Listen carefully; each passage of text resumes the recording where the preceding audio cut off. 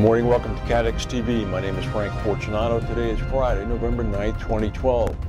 Approximately 900,000 customers of utility companies remain without electricity this morning, mainly in New Jersey and in Long Island.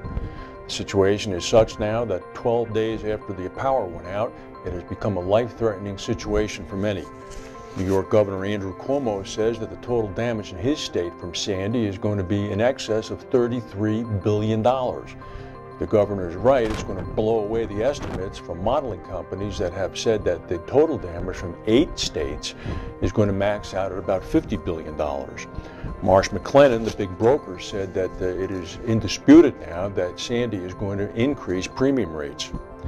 Meanwhile, in South Korea, nuclear regulators have found cracks in tunnels that lead to the control rods at a nuclear plant, shutting down now the 3rd reactor in the southwestern part of the country at the Yangwang County nuclear plant. South Korea is investigating how thousands of parts for its nuclear reactors were supplied using forged safety documents. South Korea is also very concerned with the impending advent of winter and cold, that there's going to be a crisis in power for the country. 30% of its electricity comes from its nuclear industry. An explosion and a fire at a plant in the suburbs of Montreal killed 2 people yesterday and injured 19 others. The plant was decimated. It was owned by the Neptune Technology and Bioresources Company. It produces and exports health products. The province government is mainly concerned with toxicity issues stemming from about a 4 million gallon acetone reserve that is stored at the facility and in fact exploded. They're now mainly concerned with the contamination of soil and groundwater. Meanwhile, in the suburbs of Montreal itself, in the town of Valcourt, a research lab owned by Bombardier exploded, killing, actually badly wounding 2 men. The plant was apparently, the research lab was, the explosion came as a result of an accident. The plant was completely destroyed. The Insurance Day, in the person of Greg Doby, the writer for the paper, is broadcasting a story today that follows on Mike McGavick at XL Re, who's increasingly concerned that the insurance industry is becoming irrelevant. Mr. Doby cites a conference in California in which Hemant Shah, co-founder and CEO of Risk Management Solutions, and Frank Nutter, the president of the Reinsurance Association of America, both indicated that the industry has to reverse its declining share of gross domestic product. According to Shah, risks are slipping out of the industry into retentions and to government-backed coverages such as flood insurance. Nutter was a little bit more direct.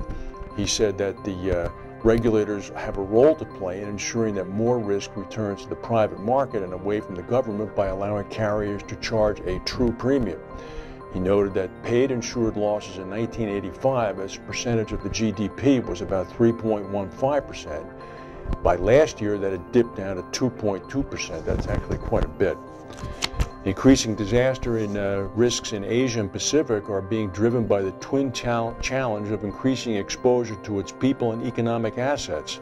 This is according to the United Nations.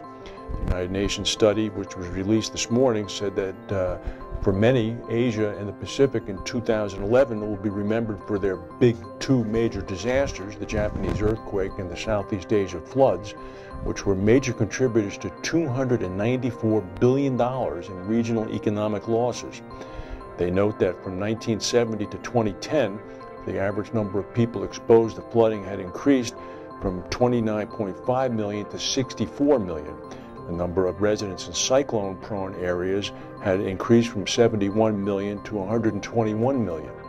Asia is indeed a big problem, but the next one is Africa, where people are flooding into urban zones. Now, here's an interesting story. Hours after learning that the Louisiana Citizens Property Insurance Corporation was $56 million in the red, the state-run insurers board voted to raise its CEO's annual pay from $240,000 a year to $290,000 a year. The main reason that Citizens is running in the red is because they have to pay off a class action lawsuit, and they're still paying claims from Hurricane Isaac. The company says, though, that we're not going to run out of money. The staff is going to present the board with options to take care of the deficit at the next board meeting. Of course, the CEO is going to keep his salary increase. That's the news for today. If we have any breaking news, we'll come back and tell you. Thank you for watching. Have a good weekend, and we'll see you Monday.